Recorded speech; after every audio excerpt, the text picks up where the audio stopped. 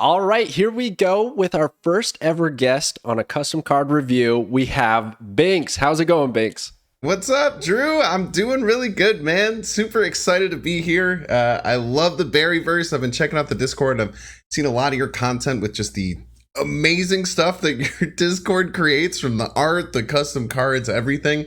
So I'm really excited to get a peek at it and give my thoughts and chat with you, man. I'm super excited to be doing some content here with you. Dude, likewise. I feel like it's been a long time coming. Like we've both been at this for almost a year now, or more than a year. It's crazy, the journey. So we're well overdue for a collab. And I got 10 cards for you here, Bynx, today that we're gonna review. We're gonna take a look at. But before we do, guys, everybody could go check out Bynx's channel. You can check him out streaming on Twitch and YouTube, and got the YouTubes, videos, all kinds of deck builds. It's awesome. It's great content. If you don't know Bynx, I'm sure you guys know Bynx. Come on. Okay, so the cards. So I do have a twist for you here today, Bynx. All right. Okay, so the twist is that we have 10 cards, but only 6 of them are from my community. So they're community made. 4 of them are from creators. So other content creators that I reached out to, and they made these cards. One of them is myself, so I guess spoiler alert, one of them is me. Cool. But I'm not going to tell you which ones they are. And you're going to get points based on if you can guess if it's a creator. And then you get 2 points if you can guess the right creator. Whoa. I'm going to tell you. Yeah. Okay. We're on the page. So I'll let you know who the creators are now, so that going in, you can kind of, think about their personalities. I did ask them to kind of attach their creator personality to the card. Okay. Give you a chance. So the creators we got here today, so myself, and then we got Molt, we got Bootman Snap, and we got Teddy Ninja. Awesome. Okay. So that's what you got to work with. But there are 6 community members, which I'll shout out at the end. I got to keep it spoiler free so you can figure it out. And also, I think that we'll go through the cards and then you can make your guesses. Okay? That sounds good to me. Yeah, let's just talk about all of them, and I'll kind of keep it in my head who I think they are, and then we'll go through them all. Yeah, keep the viewers guessing too. All right. So let's get to it. So we have the first card here, and it is Lucky. So Lucky is a 1/10. Must end each turn in a new location or gets hit by a car and is destroyed. Cannot be played after turn 4. What do you think? Well, first of all, the audacity of someone to write gets hit by a car and is destroyed. I can see this animation in my mind and I hate it. Wow, dude. Yeah, I mean, just looking at the synergies over in the last, Ghost Spider, Quake, Zero. I mean, I think Zero just kind of breaks the card in a lot of ways, just like Ebony Maw could be kind of ridiculous with it. Obviously playing a zeroed 1/10, I guess you have to play it early, but maybe Killmonger comes out. I think that's how this card would get played, most likely. I feel like anytime you have to invest, you play it on turn 4, you have to move it on turn 5, have to move it on turn 6. You need to have something like a Quake or a Ghost Spider, then you need to maybe have a Heimdall at the very end of the game. Pretty hard to make work, but I think in Zero decks, I think in maybe, Lockjaw decks, things like that. Even just maybe, if you play it on turn 4 into a Lockjaw, sometimes if you don't have the movement options, it could be okay. But man, I don't know as far as balance guy. I think a 1/10 is just hard to make balance. What do you think? Oh yeah, probably, right? Because even if you wanted it to get destroyed and you're running null, your null is now a 6/10 plus whatever else you got going on. Ooh, so like null synergy. Yeah, and then Venom maybe too to add to the destroy package if you wanted to get some crazy buffs. Yeah, 1/10. I don't know what kind of ability you'd have to make it balance, because it's just wild. But I like the flavor, the theme. If I remember correctly, you like the flavor? All right. Get him. Everyone in the comments. Get him. Everyone in the comments. For context, we're 2 dog dads here. Certainly don't want any dogs destroyed. But if I remember correctly, Lucky, the character, is in Kate Bishop and Hawkeye's miniseries, and he does get hit by a car, and they take him in and nurture him back to health or something along those lines. Yeah, so maybe that's what it is. Maybe we just got to work harder at moving this dog around at different locations. Keep him alive. Maybe your opponent will even help you out because they can't take the trauma of watching the dog die. Yeah, Polaris or something. Moving around. Oh man. So yeah, I thought this was a pretty neat idea. It's pretty out there for sure, and to have that stat line. But like you said, like 0 plus Venom, or I don't know, the movement package, that'd be tough. That'd be tough to pull off. Okay, so the next card is Grandmaster, a 2/2 with on reveal. Reveal the top card of each player's deck. They fight. The card with the most power is drawn, and the loser is destroyed. What do you think? Very interesting. So this actually reminds me so much of a Hearthstone card. Almost exactly. It was a mage 2/2 for 2 that says like both players reveal a spell from their deck. The bigger one gets drawn. So like, so and there was actually, I think, even like kind of like a mechanic in early Hearthstone that did something like this. But this is something that they haven't really messed around with in Snap at all. Is kind of like revealing and getting a reward based on like some factor that they would quote unquote check. I really like this idea though. I mean, I think that the problem you're going to come with any of these cards, anything that draws kind of has to be super underpowered. That's why we see, Crystal, bad stat line, your opponent gets to draw 2. We see Adam Warlock, horrible stat line, super hard condition to meet. They want to keep drawing to be really, really hard in Marvel Snap. But this can be interesting, especially because, drawing is kind of scariest for a deck that's trying to play all their cards, whereas this is kind of trying to be a deck that has really high power things, maybe like a lockjaw style deck to kind of dig through their deck and show off their bigger cards. 2/2 stat line's a little bit weaker. 2/2s have to be pretty good to see play. I mean, you see like a Koye that can, buff your whole deck that doesn't even see play at a 2/2. Pretty interesting. I would love to see some mechanics like this. I don't know how balanced this is, but what do you think? Yeah, that's a good point. I didn't even think about Lockjaw. That's pretty interesting. I guess the deck building aspect would be difficult. I was thinking maybe in a destroy deck, again, like maybe the backup is that you actually want your thing to get destroyed, or something along those lines. But then I don't know, how do you fill it out? Because you don't want to run null, because then it gets destroyed almost every single time. You can look at deck buffing things, but like you said, that's, I guess, the payoff to the fact that you could draw a card, and that's such a powerful mechanic in Marvel Snap. And not to mention that if you do win the draw, you're also destroying your opponent's option, and that could have been a crucial card for them. Like Iron Man has no power, and you destroy that, and you get to draw a card. That's a huge swing. Which might end up being a little bit too much. Are you a Yondu believer? Oh, yeah. You're saying there's a chance? It's just a Yondu effect, right? Yeah. With the condition, right? You just need to meet that condition. I totally agree. I know that card that you're referring to. I think it was a Raven or something along those lines. Raven. Enchanted Raven, I think it's called. Yeah. And I really like that idea. They could almost make that like a pseudo keyword or something like that into Marvel Snap, where it's like those checks of like top deck and see what happens. Yeah, they're cool. It's like I like things in Marvel Snap that like give you information and like add like wrinkles to the game. Like in my opinion, the Daily Bugle is the perfect location in Marvel Snap, because it's like it gives you a resource, it gives you information, it's mirrored effect. Like things like that I think are really, really cool in the game, where it adds more to the game and it gives some additional things. And checking each player's decks like gives that information. You can have a deck building restriction that gives you a better chance to actually do it, but then there's still some RNG involved. I think it's a really cool mechanic that they could consider playing with, if it's not hard to do with their UI and everything. Yeah, exactly. I guess there's always that backdrop that happens. Looking at you, Kitty Pride. But yeah, I thought this was a pretty cool one. Also, the fight mechanic. We've seen that with a few locations, and I think that's an interesting aspect of just kind of matching up power and trying to actually put cards in your deck that have high power totals, rather than just looking for those crazy combinations. I thought was pretty neat. But there we go. That's the Grandmaster. So let's get to card number 3. Okay, card number 3 is Longshot, a 4/6. This cannot be targeted by enemy cards or locations. It is always targeted by friendly effects. So what are your first thoughts here? This card can not be targeted by enemy cards or locations. So, that you're thinking Juggernaut, you're thinking Stegron, you're thinking Gambit, right? Like different things like that can actually affect things. There aren't too many, so I don't know how important that is. Can't be targeted by locations is really interesting, because I'm guessing that means like Death's Domain can't kill it, or things like that. Like there's some really interesting things that they'd have to code in to make this make sense. Like I wonder if Peak would hit it in your hand, right? Like there's like a lot of interesting things about like does this affect things like coming out of your hand, like Sakar and different things like that. But then it's always targeted by sorry, go ahead. Well, that's what I was thinking. You kind of were hinting at it. I think it's the ones that like to pick a specific card out of your hand rather than like the peak affects all.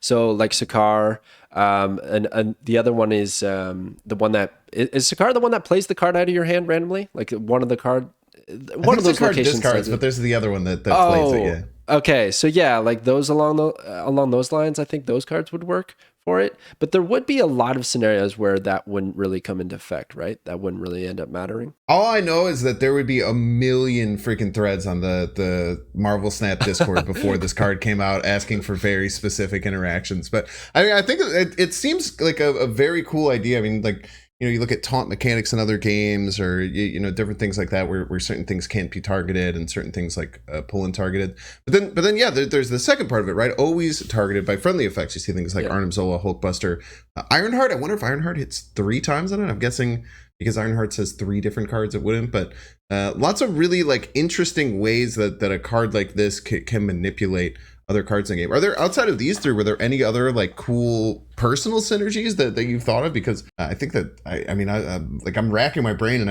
I just keep thinking of like different interesting ones. Yeah, it pretty much comes down to a random effect, right? Because everything else is targeted or focused. So it's like, how can I control the RNG effects? And I was trying to look at them, and I just like straight up put random in Marvel Snap to see what came up, like for cards with that in its text. And a lot of them are like, I don't know, like even Elektra has random in her text, right? Because it's hitting that random card. A lot of them are being disruptive or doing something to the opponent, and not a lot are actually affecting your friendlies. So these were kind of the 3 that I came up with, or that I found. I thought actually Arnim Zola is pretty neat, because if you did happen to buff it with Hulkbuster, Ironheart, or anything like that, sometimes a problem can be that you have too many cards at the Arnim Zola location and you're in that 50-50 gamble. This is like a guaranteed hit, which is kind of nice, I suppose. There's always going to be better targets for Arnim Zola. Yeah. so it's a bit of a, I guess in that sense though, this card is pretty balanced, and in any future card that comes out with a random effect that affects friendlies, Longshot would always have value. Yeah, I love cards like that where it's always like a little wrinkle that you have to fit in. It's like, oh, does this work? Like similar to like negative, right? Negative, any card that has like a really weird or different or flipped stat line. Any 3-drop that comes out, you have to think about with Surfer. Any 4-drop, you have to think about think about with Zabu. So yeah, Longshot would kind of fill that. I like the 4/6 stat line. I think premium stats for an effect like this that's so ambiguous as to exactly how you'd utilize it. I feel like Longshot would like lead to like some of those like crazy highlights too, of like, you know, like you have like an armored lane and you have like Longshot in it, and then your opponent does like an Exodia Gambit combo, and you just see the cards just hit Longshot over and over and over again. I can see some really, really funny things happening if this card got printed. That's definitely a Bynx short. That's gotta be someday down the line. All right, sweet. So I gotta ask you, while we're in, what are we, 3 cards in here? Any feelers for maybe a content creator sniffing about, or do you think we hit all community cards so far? I would err on the side of all community cards, but there is one where I'm thinking. Okay. I think I don't know, man. I'm thinking Lucky might be a content creator card, because it's just so like. It's so like flavorful, but we'll see. I'm excited to see all 10 before I really kind of like dig them out. All right, now we have Loki, a 3/3. At the end of each turn, destroy a card with equal or less power. Then swap to the winning side. I had a little bit of a typo there, not the then. So basically, I'll start it off here. So you can you're looking to destroy. We actually just had Lady Deathstrike, a bit of a spoiler, but a upcoming data mine card that's going to destroy cards with less power than her at that location. This is kind of playing on that similar effect, except it's equal or less, which is kind of nice. That 1 extra point of power. But then it's going to swap. I think that's the most fascinating part here, because you know you're giving your opponent Loki, and at the end of each turn, it's almost like that Titania effect. You're now filling a position, which is going to be rough for the opponent to deal with, but then you know you got to not play something weak so that it gets destroyed. It's just like a lot going on here. Well, it never swaps unless it's losing though, right? So like, let's say it's on your side. Oh, true. So you have to, it has to get swapped, so like the opponent has to be like winning, and then Loki can jump over. Now, I don't know, that's like interesting to me, because like if you're swapping to the winning side, it doesn't really make any big difference towards the end of the game, right? Like you're jumping over to the winning side, you're from the losing side, you're already losing that lane. But it's, I don't know, it adds like a wrinkle because like whenever it does jump, then it's hard to break that barrier of then winning that side to have it jump over. So it's not necessarily something that matters on turn 6. It matters a lot on like turn 4 and 5 to see that 6 power swing to jump over to your side. Because on the final turn, it shouldn't matter because you're already winning that location, unless there's crazy stuff that happens in like Baxter building, stuff like that. Yeah, no, I didn't even think of that. That makes a lot of sense. It wouldn't matter because you already have to surpass the total power, right? Is what you're saying? So Loki would jump over and it's just a win more scenario. Super flavorful though, like it a bunch of chaos, right? Destroying like a bunch of cards. You don't know which card it is. You know, if there's like you have two power cards, they have two power cards. You have no idea which one's going to get blown up, right? And I guess like that could have a decent effect. You know, if you blow up like a 3 power card on the opponent's side at the very end of the game. Could actually cause things to flip, and then he even jumps over to lose him more. So incredibly great flavor for Loki, causing chaos and then jumping on the winning side, as I feel like you kind of see him do a lot. Yeah, I love it when they nail it with the flavor on the cards, and then the variants too. I love. I'm pretty sure. I'm pretty sure that's a Dan Hip at the top of Loki, which is super cool. And that kind of looks like Peach Momoko on the bottom. So like we're gearing up. We already kind of know that Loki should be coming with the second season of the show coming out. I imagine that's when the card's probably going to get released. And it's like one of those characters that just needs to be in Marvel Snap. Definitely. So I've seen a lot of custom Lokis in my time, and I thought this one was pretty neat. Very, very chaotic. Very chaotic. Yeah, love me a chaos card. I mean, like Silk just came out recently, Titania, just these cards that just cause mass chaos in the last turn. You have no idea what the hell is going to go on until like the very end. Lots of really fun things that happen when there's a kind of critical mass of those in the game. Yeah, I still can't get my head around Titania sometimes. I'm like looking at it, I'm trying to... It hurts. Yeah, I'm like 2-3 turns. I don't know where she's going to end up. All right, now we have Queen Ramonda, I hope I'm saying that correctly, but it's a 2/4. After any card is played here, add a Vibranium to its owner's hand, except the turn that this is played. Interesting. So basically similar to, is it called Vibranium Mines? Is that what the location is called? Yeah. It's called Vibranium Mines. So you're adding Vibranium, a 1/4, definitely worth it, and an overstatted card, which is really interesting. I mean, I think in any Kazoo style deck, this is a absolute staple, right? You fill it up, and then you have all these 1/4s that you can kind of burst out at the end of the game. But might not be broken too, which is really cool. This card has some really interesting balancing because you know whenever you have overstatted cards, you had a really good video when High Evolutionary was going to come out as a 4/7 talking about overstatted cards. How they like inquire some risk and like kind of like the thought process behind it. Probably my favorite video of yours, not to you know, the work you up too much, but it's very interesting, right? Because it's a 2/4, it's an overstated card because there's some risk, like where maybe your opponent can take advantage of this more than you can, and maybe their Vibranium is going to be more important.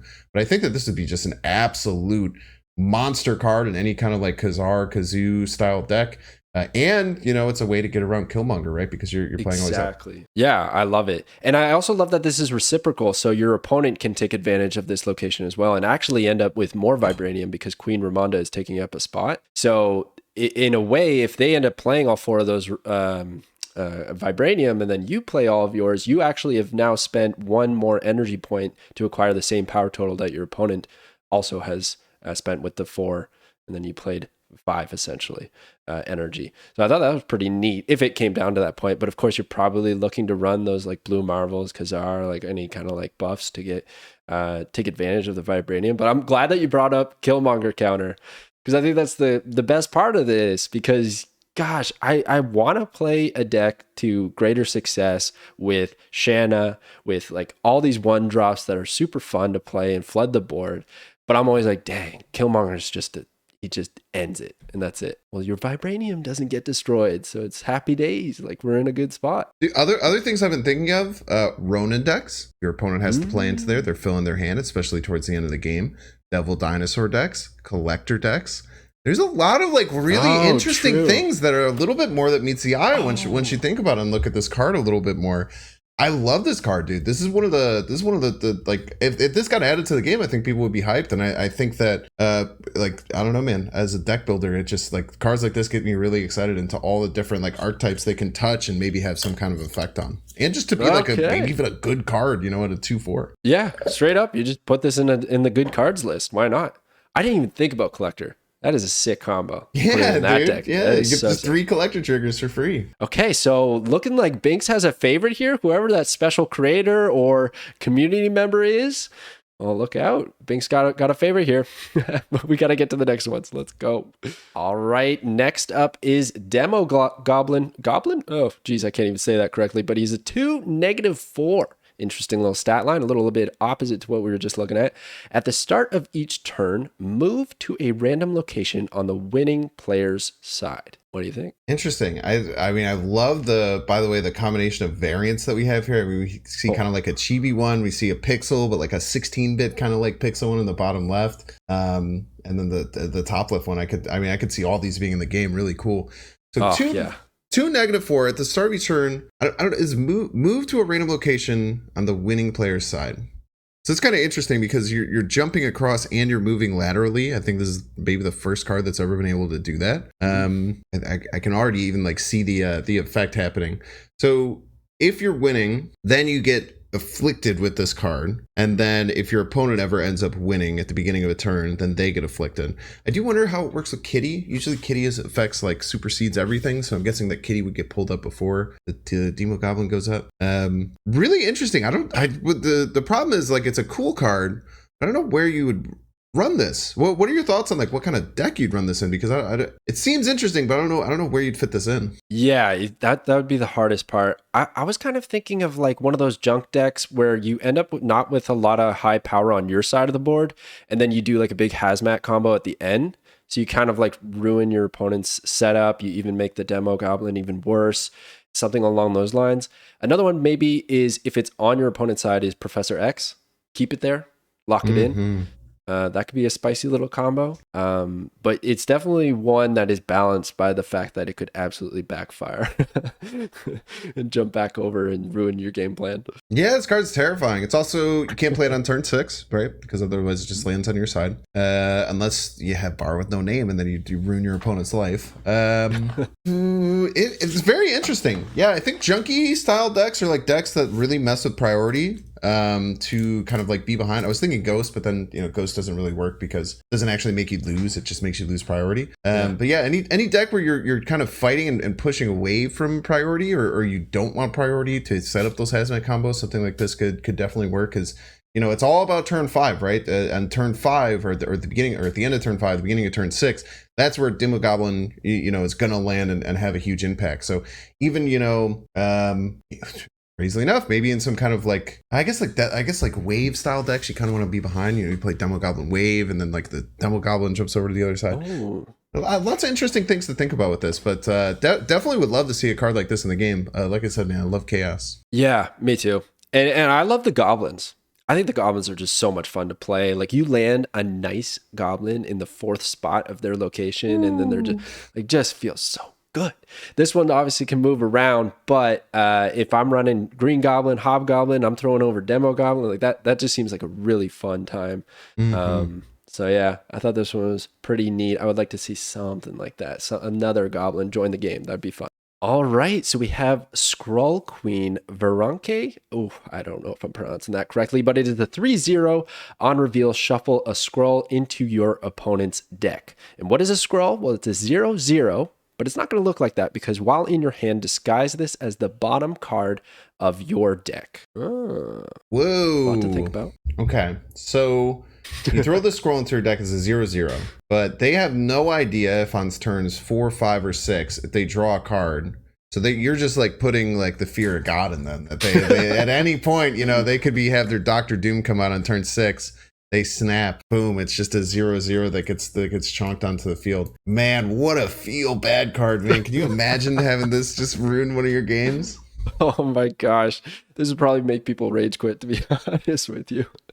Oh, and then I was thinking like combos of just putting multiple SKRULLs and just keep doubling up on that fear, absorbing man, even Wong maybe, and then you scroll on 5. Like, I don't know, something along those lines. Even Mr. Negative, it's a 0 power thing, so it becomes a 3 power, put a SKRULL in your opponent's deck. Just scare them. I wonder now that I think about it, if Howard would be able to recognize if it's a SKRULL or not. Yeah, it says while in your hand, right? So while it's in the top of your deck, it still says it's a SKRULL. Oh my gosh. Howard the Duck coming up clutch. There One of we the best go. sounds in the whole game. It's so good. I would love that. And that, how fire would that be if you're like playing your Howard deck and you see a scroll and you're like, ho ho ho, guess Nice not. 3-0 you played there, my dude.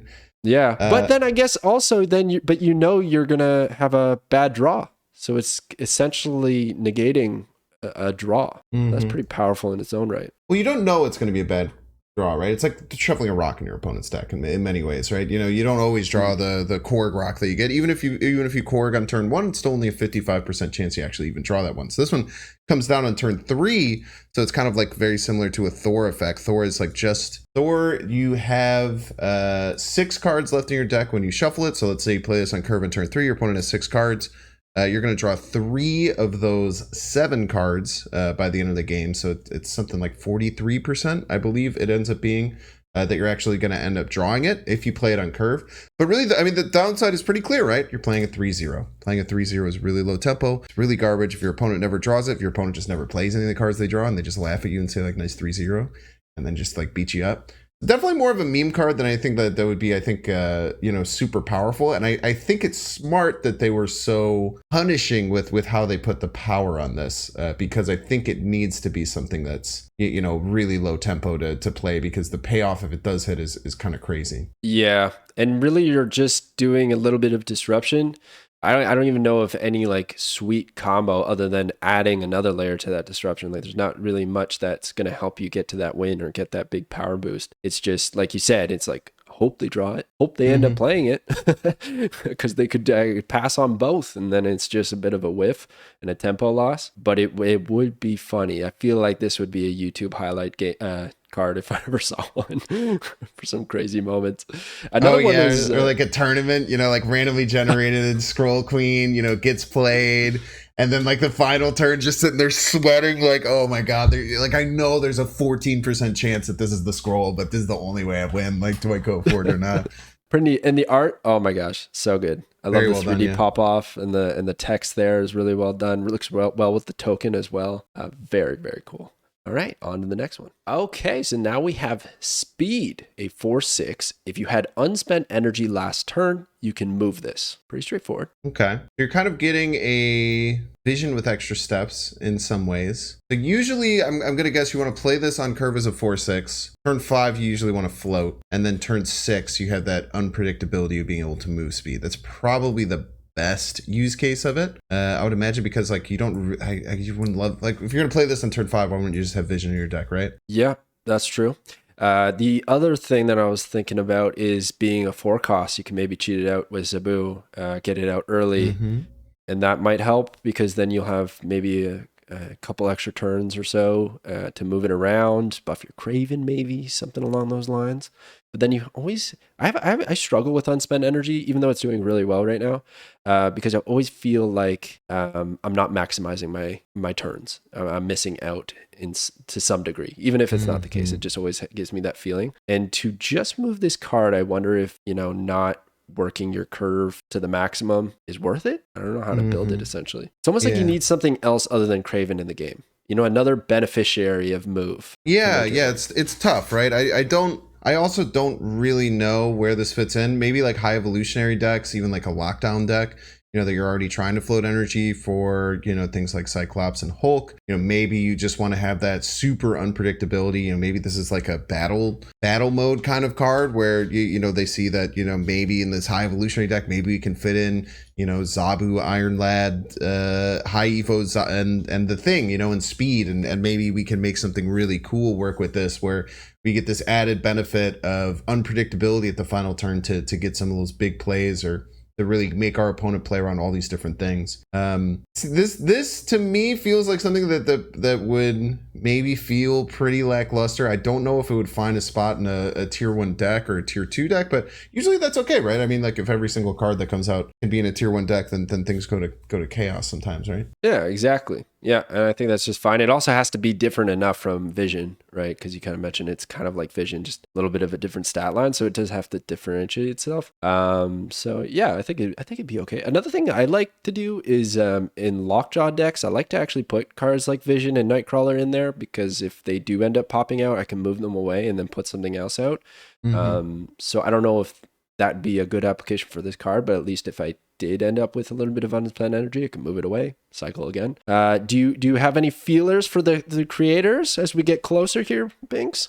I do. I think I have two that I think are creators so far. I think I have two. I think I have two in my head, 2.5 maybe, like two, and then maybe a third one. So I'm expecting one more in these last two, and then I think I'll be able to put it together. Okay, I'm looking forward to it. Let's get to it. All right, now we have Spider-Punk. Recently from the Spider-Verse movie, such a good character. 2/4, when you play this card, it plays to a random location. Now, I want to give a little bit of context just to visualize how I imagine this card working.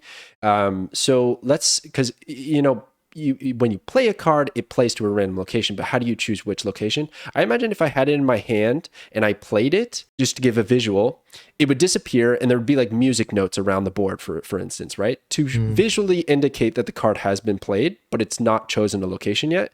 And then when the turn starts, like, I don't know, a music riff would go and it would pop up at the respective location. That's how I envision it. Interesting. Very interesting. Okay. Like a little like guitar riff or something like that. Kind yeah, exactly. All right, so it's a 2/4, obviously overstated, but obviously you have the downside of not knowing where you're going to play it. Kind of get like an Agatha effect on it. Dude, if I'm being real with you, I think this could maybe be a 2/5, but maybe that makes it a little bit broken on like the final turn. But I think as far as like like matching up with the cards like Silk. Or like Lizard, like having a 2/5 like that probably isn't the biggest problem. Even if you can like fully manipulate it on turn 6, if you have like nearly a full board, you know exactly where Spider-Punk's going to play because there's only one option for where it can play. Do you think this? I'm gonna guess it's like Mysterio where it doesn't go around things like Sanctum where it can't play in a place it can't play, right? Yeah, I guess if it says can't be played here, right? This is using that terminology. So yeah, I don't think it would be able to reach that location. Yeah. That's a good point. And I also imagine then it would get destroyed at Death's Domain. Yeah, most definitely. Right. Okay. Yeah, that does limit the because then you're essentially paying 2 for it to possibly get destroyed. And in a way, I guess Sanctum Sanctorum almost helps because the RNG aspect has been kind of taken away. You now only have 2 locations where it could end up. That's interesting. I didn't even think about turn 6. The fact that you can just play this and it's basically stats for free.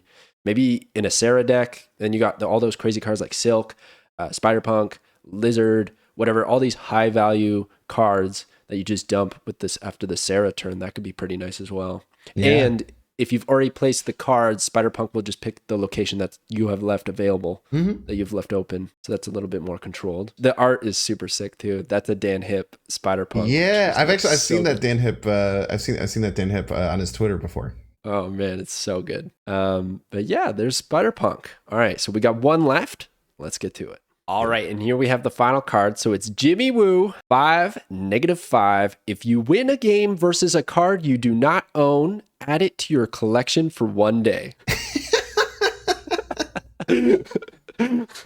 All right, interesting. So basically, like, you take this to Proving Grounds, and you hope to farm your High Evolutionary or something. You're snapping, and so maybe this is like what new players need. The ultimate card for new players. You only get to try out the card. That's kind of nice if you do end up winning, but you got to overcome -5 power, and I can't see this working without negative.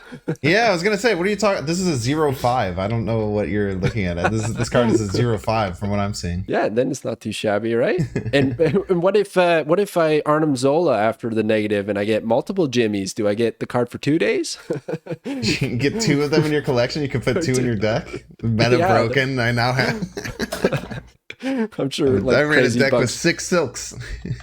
Oh, perfect. Just hopping all over the place. Yeah, so clearly a bit of a meme card, a bit of a laugh, but pretty fun nonetheless. So that is our 10 cards. So I'll let you let me know which cards you think are creators, and then you can narrow in on which one you think is who. And if you need a reminder, it's myself, Molt, Bootman, and Teddy Ninja. Those are the 4 that are mixed in here. What do you think? Very tough, very tough. Okay, so I'll just kind of like talk through my thought process. So I feel like 2 of the last 3 I think are creators. I think Speed is a creator card. Okay. I think that all right, I'm just gonna shoot my shot. and say the 4 that I think are creator cards. Go for it. I think it is Speed, Spider-Punk, Demogoblin, and Lucky are the 4 that I think are creator cards. All right. So, do you want me to tell you if you're right or wrong before you go to the who's who? Well, how about this? So tell me which ones are right or wrong, and then give me the 4, and then do you think it'd be cool if I then tried to match up the 4 once I know exactly which 4 there are? Okay, so let's do it. So those are my guesses for the 4. I kind of have ideas of which one leads to who, but I have to say you impressed me. You did pretty good because I feel like there was a good mix of just all kinds of art and whatnot. You got 3 out of 4. 3 out of 4, dude. That's I'm actually like hyped, dude. 3 out of 4 is sick. Can I tell you the 5th one that I was thinking? Yes. I was thinking that the Queen was the other one that was potentially. Okay, no. So okay, fair. Jimmy right here is 1. Okay, so that's the one you missed, and then the one that you added was Demogoblin, and that is a community made card. Very cool. So the 3 were Lucky, Spider-Punk, Jimmy Woo, and Speed. Those are the 4 creator cards. Yeah. I can knock this out right now. Okay. Jimmy Woo is Bootsman, Speed is Molt, Spider-Punk is you, Lucky is Teddy Ninja. Oh my gosh. All 4? No, not quite. Oh, damn it, dude. You got 2 and you... Okay, I'll give you one chance to do a swap because you got 2 right and 2 just need to be swapped. All right, we'll stop Speed and Lucky.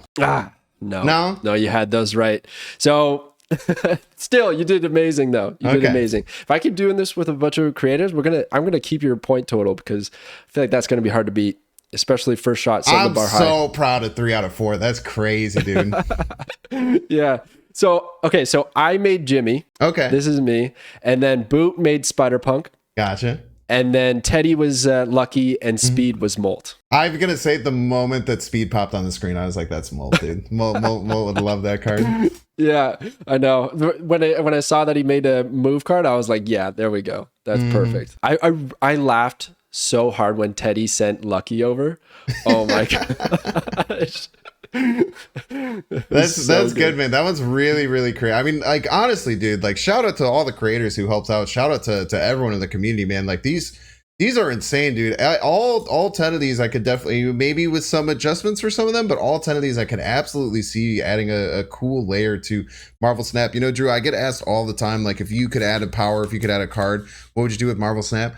Every single time I'm like, I don't know, man. I just play the game. You know, I'm like a caveman in a lot of ways. I'm just like, I want my toys. I want to play with them. So people who can like creatively think about not only how to create a cool card that adds a wrinkle to the game, but some of the flavor of some of these cards is absolutely perfect. So shout outs to all the creators and everyone there in the Berryverse, man. Y'all are insanely creative and super talented. You should be really proud of your work. Oh my gosh, it's unbelievable. It blows me away all the time.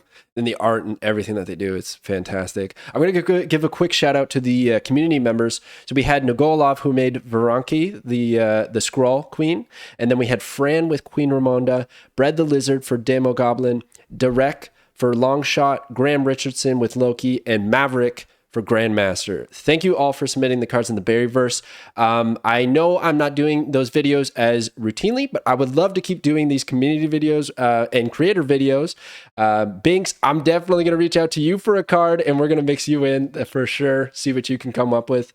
And Barry's, like, keep posting in the Discord. I'm always looking at them, and it's always fun to see your creativity, so I encourage it. And yeah, so thank you so much, Bynx. Thank you so much for jumping in. It was fantastic. It was really fun hanging out with you. Yeah, dude. Drew, thank you so much. And, like you said, man, we've been doing this for so long. If you guys don't know me, I on YouTube at Bynx_plays, on Twitch, Bynx_plays. On like TikTok, Twitter, everything like that too. And I put out different deck videos all the time. I play a different deck every single day on stream. And I love this game, and I really like to connect with other creators like you, who just love this game as much as me. And there's so much passion behind it. It's really amazing, dude. So thank you so much for having me on, man. This is a blast. Hell yeah, awesome, cool. Thank you so much for watching, guys, and we'll catch you guys next time.